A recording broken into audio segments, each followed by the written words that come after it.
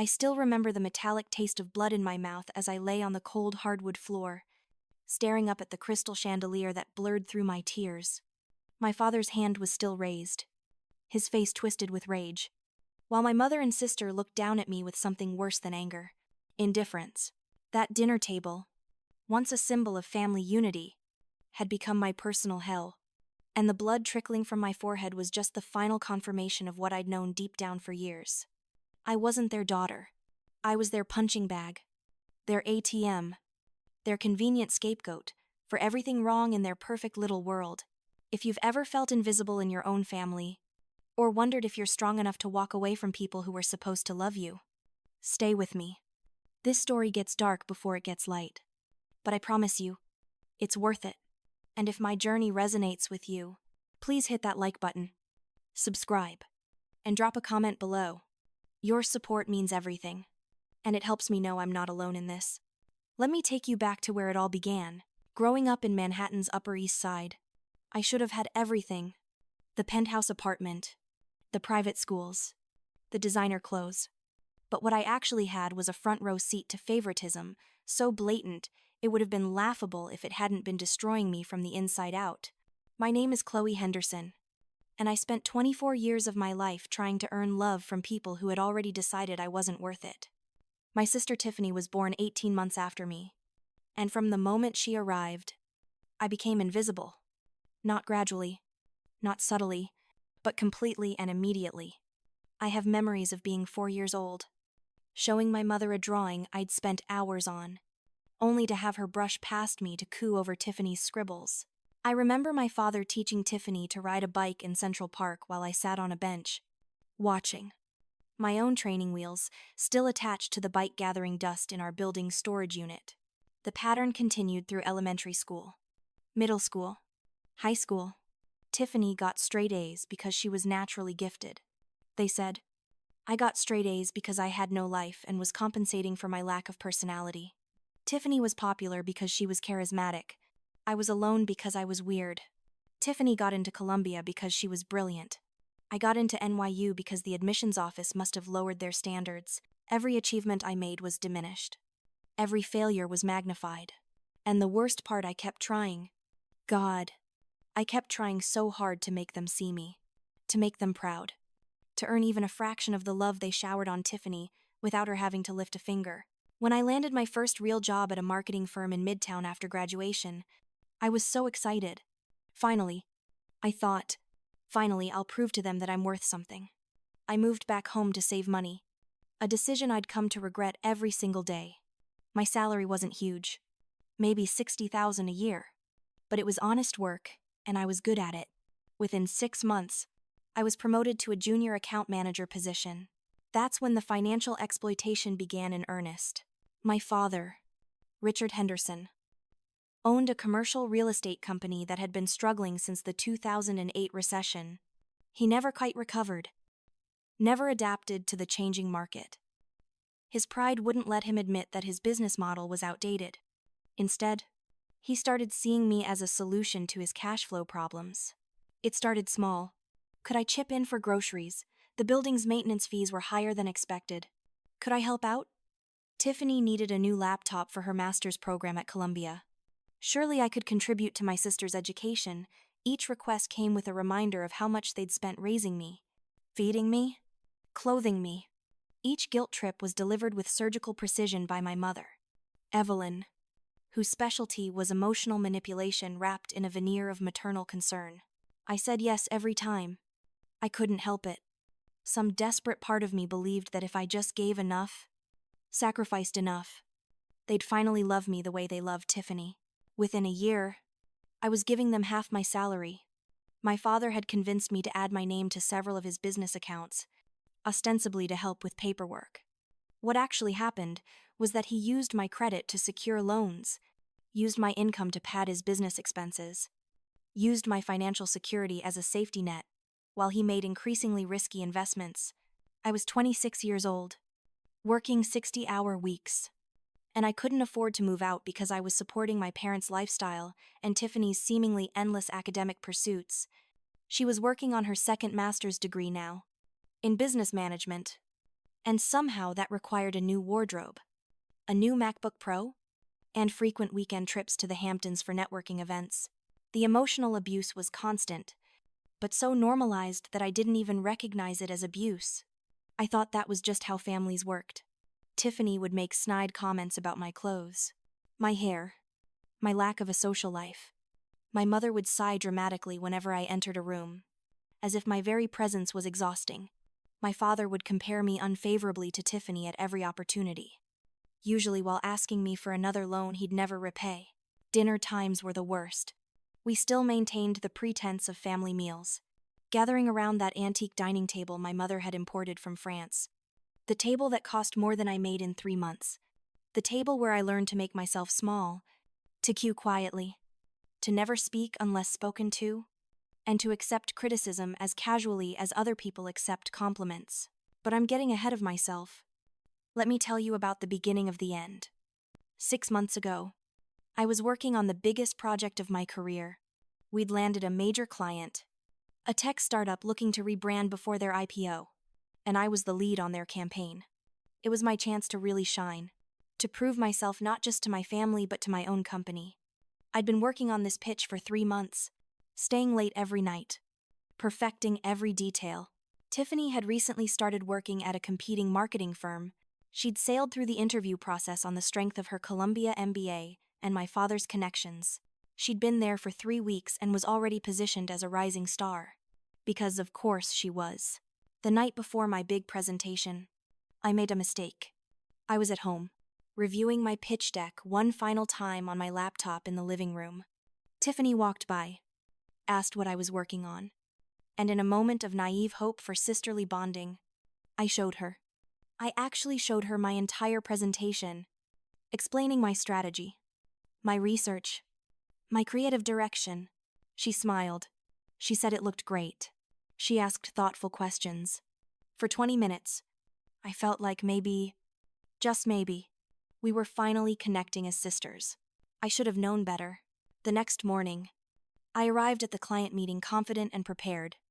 I'd rehearsed my pitch 100 times. I knew it backward and forward. But as I began my presentation, I noticed confused looks around the conference table. The client's CEO interrupted me. "Ms. Henderson, I'm confused. We saw a very similar pitch yesterday from Tiffany Henderson at Morrison & Associates. In fact, it was almost identical to what you're presenting now. Are you two working together?" My blood ran cold. The room started to spin. I pulled up my email on my phone with shaking hands and found it. An email sent from my account at 3 a.m., forwarding my entire pitch deck to Tiffany's work email. Except I'd been asleep at 3 a.m. I'd left my laptop unlocked.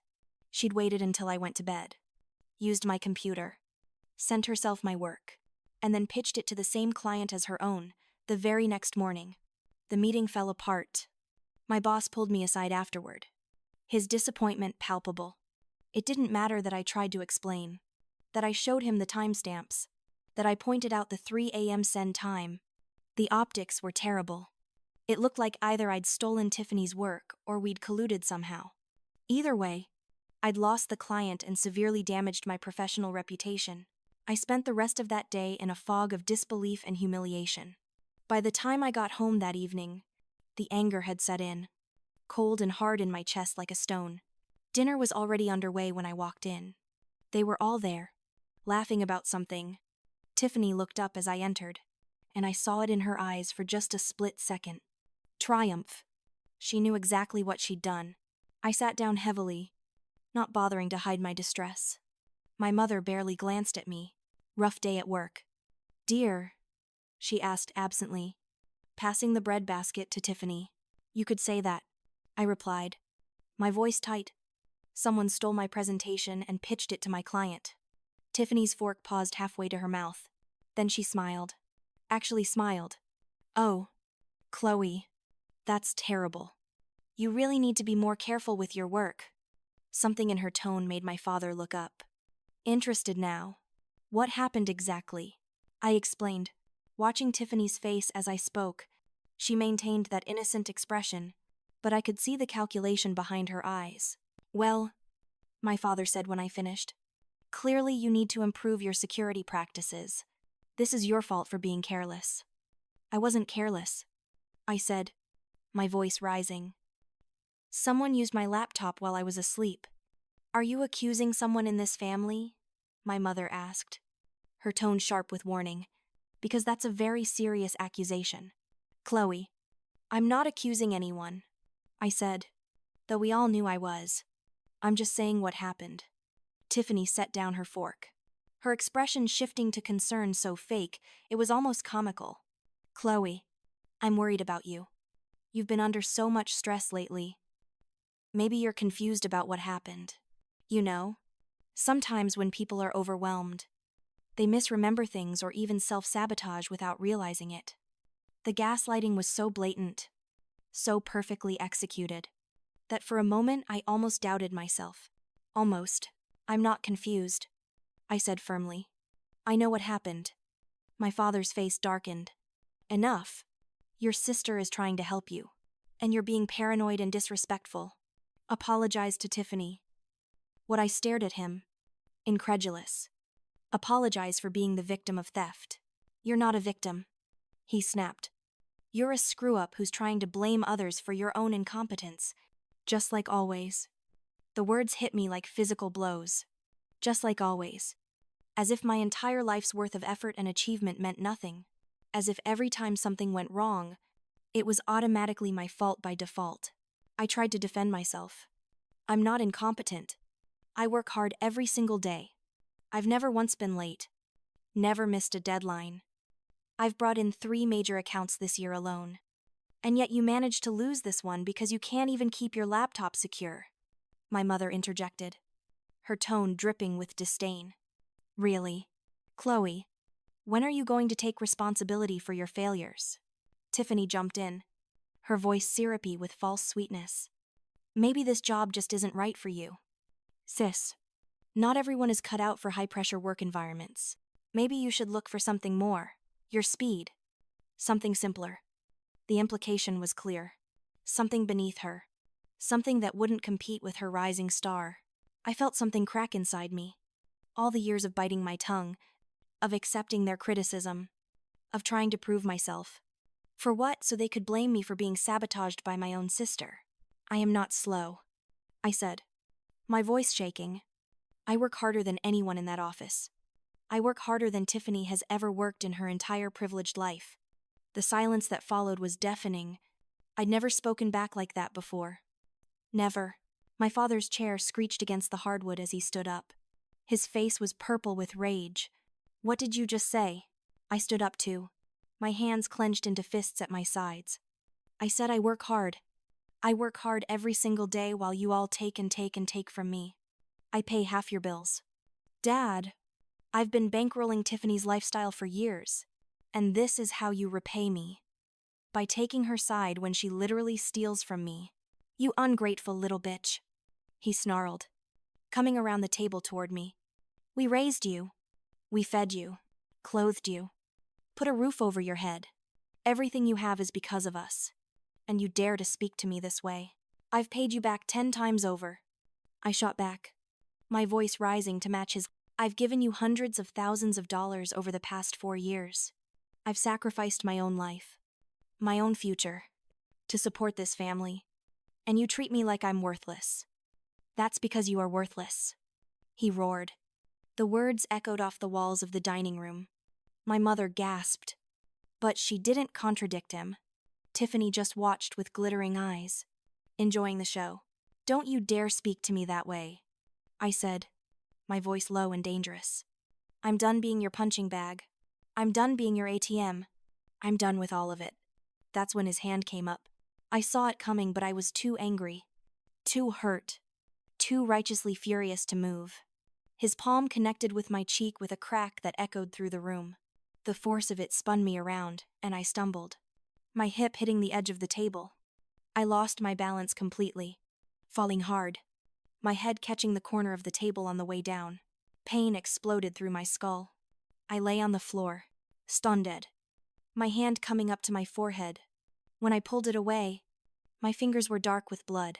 The room swam in and out of focus. Above me, My father stood breathing heavily, his hand still raised. My mother had risen from her seat, but she wasn't rushing to help me. She was looking at me with something like annoyance, as if I'd caused an inconvenience by bleeding on her imported Italian floor tiles. "Look what you made me do," my father said, his voice still angry but with an edge of something else now. Not quite regret, but perhaps concern about the optics. "If you'd just learned to control that mouth of yours, this wouldn't have happened." Tiffany was smiling. Not obviously, but I could see it at the corners of her mouth, the satisfaction in her eyes. She'd won, and we both knew it. I lay there on the cold floor, blood dripping from my forehead, staring up at the chandelier I'd helped pay for, in the apartment I'd helped maintain, looking at the faces of people who were supposed to love me, but only saw me as a resource to be used and discarded. My mother sighed. A long suffering sound. "Really? Chloe, you've upset your father. Again. When are you going to learn?" When am I going to learn? As if this was my fault. As if I was the problem in this equation. Something fundamental shifted in that moment. It wasn't a gradual realization or a slow building of courage. It was instantaneous and absolute. I was done. I pushed myself up slowly, wincing at the pain in my head. My vision swam, but I managed to get to my feet. Blood dripped down my face, onto my work blouse. I could feel it matting in my hair. "You're right," I said quietly. All the anger had drained out of me, replaced by something cold and clear and utterly calm. I do need to learn. I need to learn to put myself first for once in my miserable life. "What's that supposed to mean?" my father demanded. I looked at each of them in turn, my father with his hands still clenched in a fist, my mother with her expression of mild irritation, Tiffany with her barely concealed glee. "It means I'm leaving," I said simply. "I'm leaving this apartment, this family, this entire toxic situation. I'm done." My father laughed. Harsh. Ugly sound. "Oh, really? And where exactly are you going to go?" "Chloe, you can barely afford to keep yourself fed with how much we charge you for rent. You think you can make it out there alone? You'll be back here within a week, begging us to take you back." "We'll see," I said. I walked out of the dining room, my head held high despite the blood and the pain. I could hear my mother calling after me, her voice sharp with command, but I didn't stop. I went upstairs to my room, the smallest bedroom in the penthouse, the one that used to be a storage closet until they needed the bigger guest room for Tiffany. My hands were shaking as I pulled out my old backpack from college. I packed mechanically, grabbing clothes, toiletries, my laptop, my important documents, my passport, birth certificate, social security card, bank statements showing years of transactions to my parents. I grabbed it all. The whole time, I could hear them downstairs. My father's voice, still, angry. My mother's more measured tones. Tiffany's occasional laugh. They were probably discussing what a dramatic scene I'd caused. How unstable I was. How I'd come crawling back soon enough. They were wrong. I took one last look around the room that had been my prison for the past 4 years. The room where I'd cried myself to sleep, more nights than I could count. The room where I'd sacrificed my 20s to support people who would never appreciate it. Then I walked downstairs with my backpack, right past the living room where my father was sprawled on his leather recliner watching television, past my mother reading her society pages, past Tiffany on her phone, probably texting her friends about the drama. I stopped at the front door and turned. They all looked up, surprised that I'd actually followed through. "Just so we're clear," I said, my voice steady, despite the blood still trickling down my face. "The day you realize what you've lost, I'll be too far away for you to reach. The day you need me, I won't be there. The day you come looking for help, you'll find that bridge burned to ashes." My father scoffed. "You'll be back, crawling on your hands and knees. People like you always come back. You're nothing without this family." I smiled then, and I saw uncertainty flicker across his face. "Actually, I think I'm going to find out I'm everything without this family. Goodbye." "Richard, Evelyn, Tiffany, I'd say it's been a pleasure, but we all know that would be a lie." I walked out and closed the door behind me with a quiet click. No slamming, no dramatic exit. Just a quiet, final departure. The night air hit my face and suddenly the magnitude of what I'd just done crashed over me. I was standing on Park Avenue with a backpack, a head wound, and nowhere to go. I had maybe $800 in my checking account after my most recent transfer to my father's business account. I had no plan. No safety net. Nothing. I pulled out my phone with shaking hands and scrolled through my contacts. There was only one person I could call. Jake Morrison. My friend from college. The only person who'd stuck by me through everything. He answered on the second ring. "Chloe, it's almost 10. What's up, Jake?" I said, and my voice cracked. "I need help."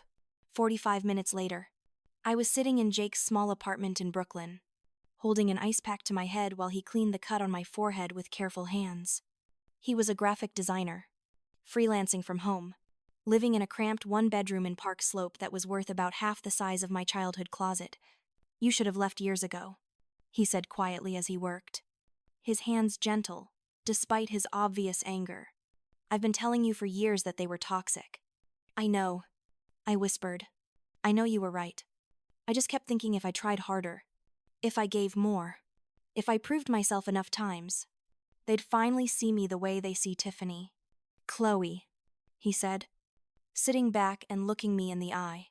"People like that will never see you. They don't want to see you. They want what you can provide. And the moment you stop providing it, you become worthless to them. That's not love.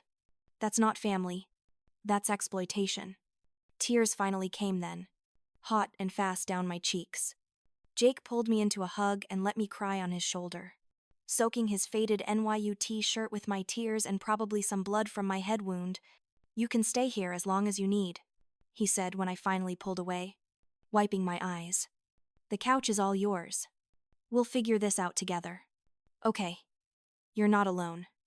That night, lying on Jake's lumpy couch with my head throbbing and my future completely uncertain, I felt something I hadn't felt in years. Hope. It was small and fragile, but it was there. The next morning, I woke up early, my entire body aching. The cut on my forehead had stopped bleeding but would definitely leave a scar. Somehow that felt appropriate. A permanent reminder of the moment I chose myself. I made coffee in Jake's tiny kitchen and started planning. First priority was money. I needed income that wasn't tied to my family in any way. I also needed to get my name off all of my father's accounts before he could do any more damage to my credit. Jake emerged around 8, bleary-eyed and concerned. "How's the head?" "Hurts. But I'll live," I said. "Jake, I need to start over completely. New job. New accounts. Everything." "Okay," he said simply. "Let's do it." We spent that entire day strategizing. I called my bank and froze my credit. I started the process of removing my name from my father's business accounts, which turned out to be complicated since he'd forged my signature on several documents. I filed a police report about the assault, though I had no illusions that anything would come of it. Rich white men in Manhattan didn't face consequences for hitting their daughters. Then I started job hunting. My current position was compromised thanks to Tiffany's sabotage. I needed something new. Somewhere she couldn't reach me. I updated my resume, highlighting every achievement I'd actually earned on my own merit. It was longer than I'd expected. Turns out I was actually pretty good at my job, when I wasn't being undermined at every turn. Within a week, I'd found a temporary position at a small coffee shop in Brooklyn. It paid minimum wage, and my marketing degree was wildly overqualified for it. But it was honest money that no one could take from me. I worked morning shifts, pulling espresso shots and learning latte art from the owner, Maria, a 60-year-old woman from Puerto Rico who treated me with more kindness in a week than my family had in years. In the evenings, I scoured job boards for marketing positions at smaller firms, startups, anywhere that wouldn't have connections to my family's social circle or Tiffany's company. I sent out dozens of applications, each one carefully crafted. Each one a tiny act of hope. The rejection emails started coming in pretty quickly. I was overqualified. I was underqualified. They'd gone with another candidate. They were restructuring. Every rejection stung. But I kept going. Jake was incredible through all of it. He'd come home from his design work to find me hunched over my laptop at his kitchen table, and he'd cook dinner. Simple things like pasta and jarred sauce or grilled cheese, and we'd eat together while watching terrible reality TV. He never once complained about me taking up his space or made me feel like a burden. "You know I care about you, right?" he said one night. About 3 weeks into my stay. We were watching some dating show. Eating Thai takeout we'd split. "I know," I said. "Jake, I can't thank you enough for everything you've done. I don't know what I would have done without you." "You would have figured it out," he said. "Because you're strong. Chloe, stronger than you give yourself credit for. Your family spent years trying to convince you that you were weak and useless. But look at you. You walked away from everything. That takes guts." I didn't feel strong. I felt terrified and uncertain and completely out of my depth, but I appreciated the vote of confidence. Then, about a month after I'd left, I got a call back for an interview at a tech startup in Soho. They were looking for a marketing coordinator, someone to help build their brand from the ground up. The pay was decent but not spectacular. The company was small, maybe 15 employees total. But it was a chance. The interview was with the co-founder and head of operations, Marcus Thorne. He was maybe 30, casually dressed in jeans and a button-down, with sharp eyes that actually seemed to see me as a person rather than a resume. We talked for over an hour. I was honest about leaving my previous position, framing it as a need for new challenges and growth opportunities, which wasn't entirely untrue. I showed him my portfolio, the campaigns I'd actually built rather than the ones I'd been credited with assisting on. He asked smart questions. He challenged my ideas. He seemed genuinely interested in my thoughts on their brand strategy. It felt like a conversation between equals rather than a supplicant begging for scraps. At the end, he leaned back in his chair and studied me. "I'm going to be straight with you, Chloe. We can't offer you the salary you were making at your last firm. At least not right away. We're a startup, bootstrapping most of this, and we need someone who's willing to grow with us. But I see something in you. Hunger, maybe, or determination. Something that tells me you're going to work harder than anyone else because you have something to prove." "I do," I said honestly. "I have everything to prove." He smiled. "Start Monday. We'll give you a project-based trial period. See how we work together. If it's a good fit, we'll talk about making it permanent, with benefits and everything." Sound good? I could have cried with relief. Instead, I shook his hand firmly and said, "You won't regret this." That weekend, I used the last of my meager savings to buy some professional clothes from a thrift store in Brooklyn. Nothing fancy, but clean and presentable. Jake took me out for drinks to celebrate. Just cheap beers at a dive bar in his neighborhood. But it felt like champagne. "To new beginnings," he toasted, clinking his bottle against mine. "To new beginnings," I echoed. And I meant it. Starting at the startup was like learning to walk again. Everything was different. The pace was faster, the hierarchy flatter, the expectations higher. But for the first time in my life, I was being judged solely on my merit. When I did good work, Marcus acknowledged it. When I made mistakes, he gave me constructive feedback and let me fix them. There was no comparison to a golden child sister. There was no moving goalpost. There was just work, results, and respect. I threw myself into it completely. I arrived early and stayed late. I learned everything I could about the company, the product, the target market. I created social media campaigns, planned events, wrote copy, designed graphics with help from the company's single, overworked designer. I made myself indispensable. But not because I was desperate for scraps of approval, because I genuinely cared about the work and wanted to see the company succeed. Marcus noticed. Within 3 months, he offered me a full-time position with a salary that was actually livable. Not what I'd been making before, but enough to start thinking about getting my own place instead of camping on Jake's couch forever. "You've been killing it," Marcus said during my review.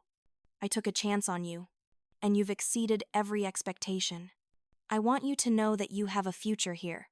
Chloe, if you want it, I want it," I said without hesitation. During this time, my family tried to contact me exactly 3 times. The first was a week after I left. A text from my mother. Your father expects you home by Sunday. This nonsense has gone on long enough. I blocked her number. The second was a month later. A voicemail from Tiffany. Okay. You've made your point. You can come home now. Mom's worried about you. The fake concern in her voice made me nauseous. I blocked her number too. The third was an email from my father. 2 months after I left. It was a spreadsheet. An itemized list of everything he claimed I owed them. Rent. Food. Utilities. Going back years. The total was over $200,000. At the bottom, a note. Pay this debt, or we'll pursue legal action for financial abuse. I forwarded it to a lawyer friend of Jake's, who laughed so hard he nearly cried. This is nonsense, he said. They have no legal standing. Keep this email, though. It's evidence of their attempted extortion. I saved it and blocked that email address too. 6 months after leaving, I'd saved enough for a security deposit on a tiny studio apartment in Williamsburg. It was maybe 300 square feet, with a bathroom so small I could barely turn around, and a kitchenette that consisted of a hot plate and a mini fridge. The windows looked out onto a brick wall and the heat was temperamental at best. It was perfect. Jake helped me move in, which took all of an hour since I barely had any furniture. We sat on the floor eating pizza and drinking beer, and I felt more at home in that empty studio than I ever had in my childhood penthouse. You did it, Jake said, raising his beer bottle. You actually did it. You got out and you're making it work. I couldn't have done it without you. I said, and I meant it. Jake? You saved my life. Nah, he said, smiling. I just gave you a couch and some encouragement. You saved yourself. Work continued to go well. The company was growing, and I grew with it. Marcus promoted me to senior marketing manager after 8 months. With a substantial raise, I was earning more than I had at my old firm now, and every penny of it was mine. I decorated my tiny apartment slowly, carefully, with things I actually liked rather than things that would impress anyone. I bought a used couch from Craigslist. I found a table at a stoop sale in Park Slope. I hung string lights across my ceiling because they made me happy. I adopted a cat from a shelter, a scrawny orange tabby I named Phoenix, because that's what I was. Rising from the ashes of my old life, I made friends at work. Real friends who liked me for who I was rather than what I could provide. I went out for drinks after work sometimes. I joined a book club. I started running in the mornings along the East River, watching the sun rise over Manhattan, the city where I'd been born but never really lived until now. I was happy. Genuinely. Authentically happy in a way I'd never been before. And then, 10 months after I'd left, my phone rang with a number I didn't recognize. Against my better judgment, I answered. Chloe. It was Tiffany's voice. But different. Panicked. Scared. Chloe. Please don't hang up. Why are you calling me from a different number? I asked coldly. Because you blocked me. Listen. I need to tell you something. It's Dad. He had a stroke. He's in the hospital. My hand tightened on the phone. I should have felt something. Fear. Concern. Even satisfaction. Instead, I felt nothing. Just a distant curiosity. Is he going to die? I asked. My voice flat. They don't know yet. It's bad. Chloe. Really bad. Mom's losing her mind. We need you to come to the hospital. Dad keeps trying to say your name. No, I said simply. What do you mean? No, he's your father. Richard Henderson is the man who hit me so hard I needed stitches. I said. Richard Henderson is the man who stole hundreds of thousands of dollars from me. Richard Henderson is the man who told me I was worthless my entire life. That's who Richard Henderson is to me. Please. Tiffany's voice cracked. I know we weren't fair to you. I know I wasn't fair to you. But this is serious. This is life and death. Then you should probably focus on being there for him instead of calling me. I said. Goodbye, Tiffany. Wait. Please. Just listen. The company is failing. Dad's been barely holding it together, and now with the stroke, we don't know what's going to happen. Mom's scared. We're all scared. And what exactly do you expect me to do about that? Help us, she said. and she was crying now. I know you're doing well. I've seen your LinkedIn. Your company just got venture capital funding. You're making good money now. We need help. Chloe, we need you. The irony was so thick I almost laughed. Let me get this straight. The family that told me I was useless, that I would fail, that I would come crawling back to you. That family now wants my help because you're in trouble. Yes, she whispered. Please, we're family. No, I said, my voice hard as steel. We're not. You stopped being my family the moment Dad's hand hit my face. You stopped being my family every time you stole from me. Used me, diminished me, and threw me away like garbage. I don't have a family, Tiffany, and I'm better off for it. You can't mean that. Watch me. I hung up and blocked the number. My hands were shaking, but not with fear or doubt. With rage, the audacity of them. Calling me now, asking for help after everything they'd done. The sheer entitled gall of assuming I'd come running the moment they needed something. I called Jake. They just contacted me. Dad had a stroke. They want money. Of course they do, Jake said. What are you going to do? Nothing, I said. Absolutely nothing. They made their choice. Now they get to live with it. Good, he said firmly. They don't deserve you, Chloe. They never did. But it gnawed at me over the next few days. Not guilt exactly, but a weird sense of unfinished business. I'd left. I'd built a new life, but I'd never really confronted them. Never really told them exactly what they'd done to me. Against Jake's advice, I decided to visit the hospital. Not to reconcile. Not to help. Just to see them one last time and say my piece. Mount Sinai was as sterile and cold as I remembered from the few times I'd visited there as a child. I found my way to the ICU, signed in under a fake name, and made my way to my father's room. My mother was there, sitting in a chair by the bed, looking older than I'd ever seen her.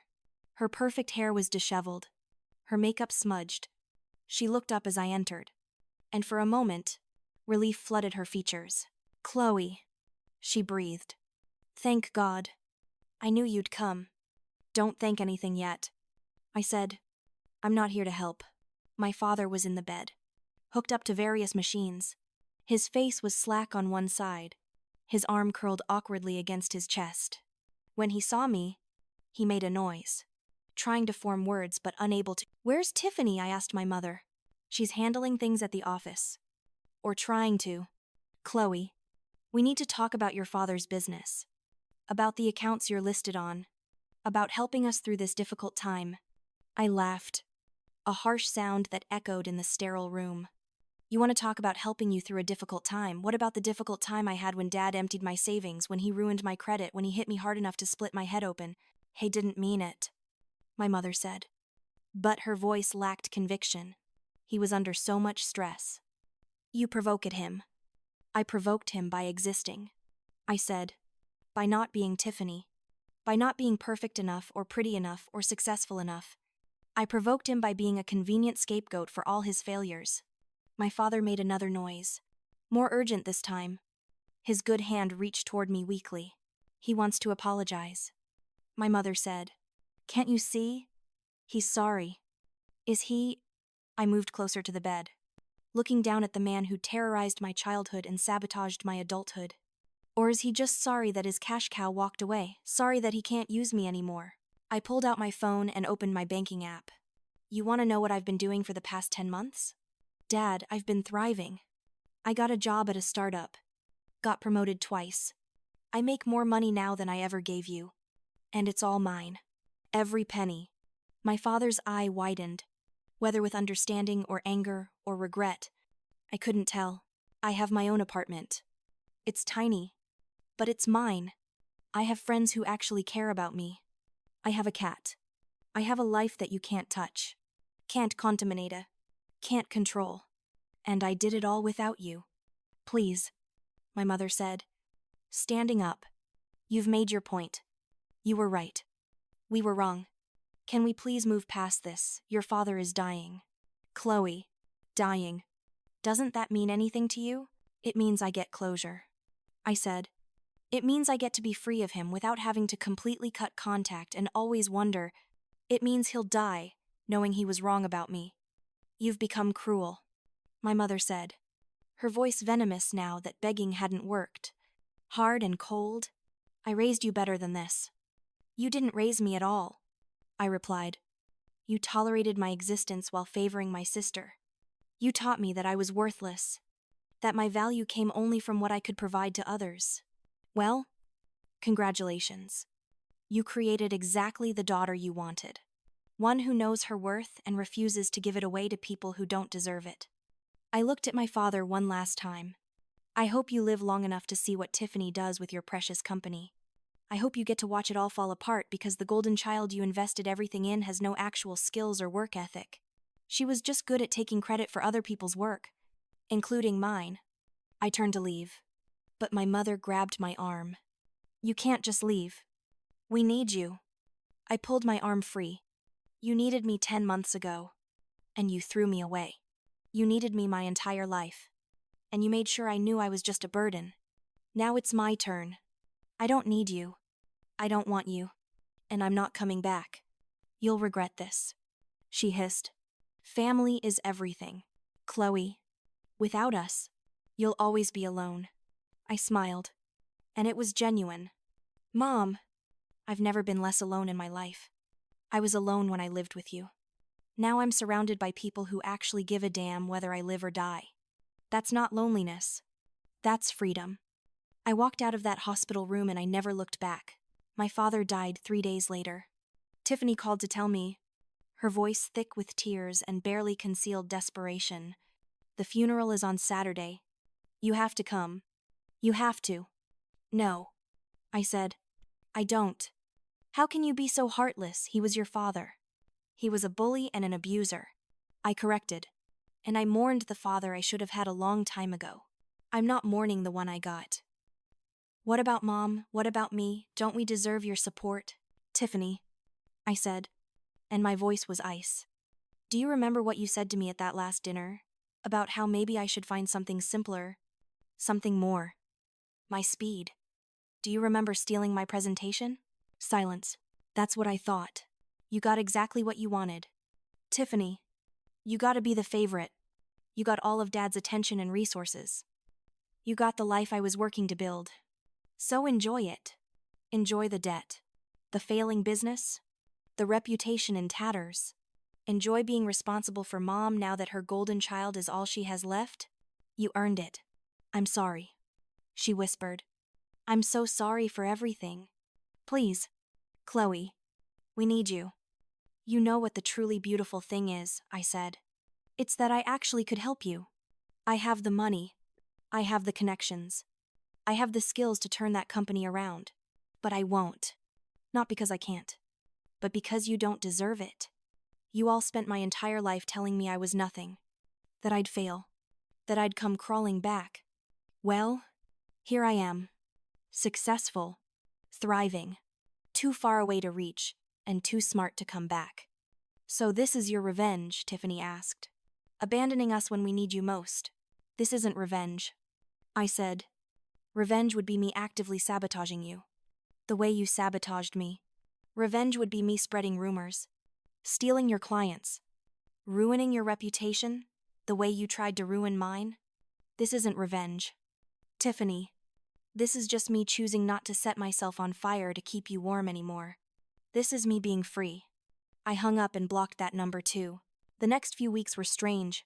I kept expecting to feel guilty, to feel the pull to go back and help, but it never came.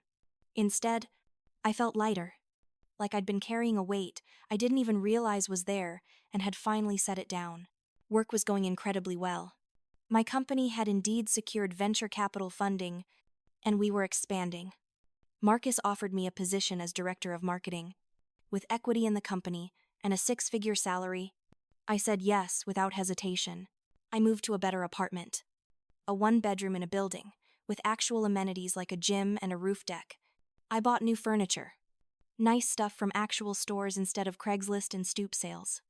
I treated myself to things I'd never had before because I'd always been sending money to my family. A good mattress, a real dining table, Art for my walls. Jake came over for dinner the night I finished decorating, bringing wine and his girlfriend Amy, who I'd become friends with too. Look at you, Jake said, grinning as he looked around. Successful career woman with the fancy apartment. I'm proud of you. Chloe. You know that. Right. I know, I said, pouring wine. And I know I couldn't have done any of this without you believing in me when I didn't believe in myself. You always had it in you, he said. You just needed to get out from under people who were holding you down. We toasted to new beginnings. To success. To friendship. To Phoenix, the cat who was currently trying to steal bacon from the kitchen counter. It was perfect. That night, after Jake and Amy left, I sat on my balcony overlooking the city, Phoenix curled in my lap. And I thought about everything. A year ago, I'd been lying on a floor, bleeding, believing I was worthless. Now I was sitting in my own apartment that I'd earned with my own money, with a career that actually valued me, surrounded by people who cared about me as a person rather than as a resource. The final chapter came 6 months after my father's death. Tiffany called from yet another new number. I almost didn't answer, but curiosity got the better of me. What is it? Tiffany. The company declared bankruptcy, she said without preamble. Her voice was hollow, defeated. Mom's house is in foreclosure. We're losing everything. I'm sorry to hear that, I said. And I was surprised to find I actually meant it a little. Not enough to help, but enough to acknowledge that it must be difficult. No, you're not, she said bitterly. You're probably celebrating. I'm not celebrating, I said honestly. I'm just not surprised. Dad built that company on ego and outdated practices. You maintained it with stolen ideas and connections. Neither of those things are sustainable. I know you're doing really well, Tiffany said. I've been following your company. You were featured in TechCrunch last month. Director of Marketing. Employee number 7. Equity holder. You're probably going to be a millionaire when the company goes public. Probably, I agreed. So you could help us. Easily. You could save Mom's house. Help me get back on my feet. You could do it without even noticing the money. I could? I said. You're absolutely right. I have the resources now. I could hear hope creep into her voice. So you'll help. No. The silence stretched between us, heavy with all the years of hurt and resentment. Remember what Dad said to me that last night, I asked. He said I'd come crawling back, that I'd fail without them, that I was nothing. Do you remember? Yes, she whispered. I want you to understand something. Tiffany, every decision I've made since that night has been about proving him wrong. Not to him, not even to you or Mom. To myself? I needed to prove to myself that I wasn't worthless, that I could make it on my own, that I didn't need people who treated me like garbage in order to survive. And you've proven it, Tiffany said. You've proven it over and over. So can't you be the bigger person now? Can't you help us? Being the bigger person doesn't mean being a doormat, I said. It doesn't mean accepting abuse and then rewarding the abusers. I'm not helping you because doing so would invalidate everything I've learned about my own worth. You treated me like an ATM, like a servant, like someone who existed only to make your lives easier. I refuse to prove you right by doing it again. So what are we supposed to do? Tiffany asked. And she was crying now. Mom's going to have to move into a studio apartment in Queens. I'm working 3 part-time jobs just to make rent. We've lost everything. Then you know exactly how I felt a year ago. I said, except you have each other. You have Mom's approval, her love, her support. I had a backpack and a friend's couch and a head wound. I'd say you're actually starting from a better place than I did. I said I was sorry. Tiffany sobbed. What more do you want from me? I don't want anything from you, I said, and I realized it was true. I don't want your apology. I don't want your recognition of what you did. I don't want anything at all because wanting things from you is what kept me trapped for so long. I'm free of you now, Tiffany. Completely and totally free. And it feels amazing. You've become a monster. She spat. Anger, replacing the tears. You've become just as bad as you think we were. Maybe, I said calmly. Or maybe I've just learned that self-preservation isn't the same thing as cruelty. Maybe I've learned that not setting myself on fire to keep others warm doesn't make me a monster. It makes me smart. I hope you end up alone, Tiffany said viciously. I hope you spend your whole life alone with no one to love you. I won't be, I said, because I've learned to surround myself with people who deserve me, people who love me for who I am, not what I can give them. People like Jake, who let me sleep on his couch and never asked for anything in return. People like Marcus, who saw my potential and gave me a chance. People like Amy and the rest of my friends who actually give a damn about my well-being. I have more love in my life now than I ever had growing up in that penthouse with you. Goodbye, Chloe, Tiffany said. I hope you're happy. I am, I said. For the first time in my life, I actually am. Goodbye, Tiffany. Good luck with everything. You're going to need it. I hung up and blocked the number. Then I blocked every variation of their phone numbers and email addresses I could think of. I changed my LinkedIn privacy settings.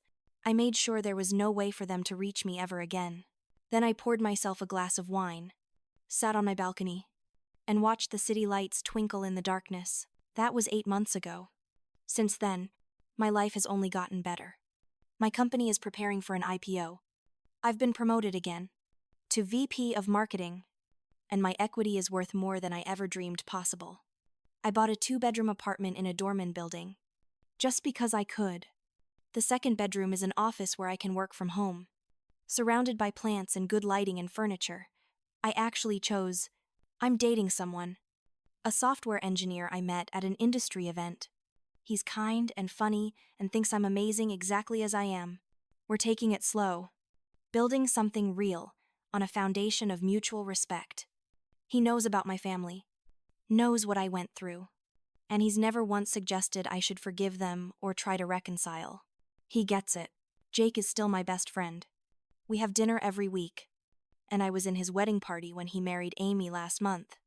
I gave a toast about how he saved my life by giving me a couch and believing in me when I didn't believe in myself. There wasn't a dry eye in the house. I volunteer now, at a shelter for people fleeing domestic violence. I help them with their resumes, their interview skills, their financial planning. I tell them my story when it's helpful, and I try to give them what Jake gave me. Hope, belief, practical support, and no judgment. Sometimes, late at night, I wonder about my family. I wonder if my mother is really living in a studio in Queens. I wonder if Tiffany ever learned any actual skills or if she's still trying to coast on charm and stolen ideas.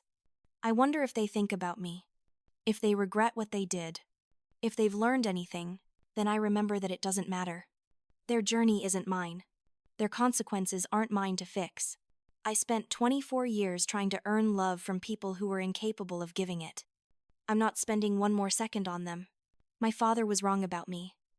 I wasn't worthless. I didn't come crawling back. I didn't need them to succeed. In fact, I needed to get away from them in order to succeed. Every prediction they made about me failed. Every insult they threw at me was proven wrong. And that, more than anything else, is my revenge. Not actively hurting them. Not sabotaging them. Just living well. Living successfully. Living happily without them. Proving every single day that they were wrong about me. And that I was always enough exactly as I am. Sometimes people ask me if I'll ever reconcile with my family. If I'll ever let them back into my life.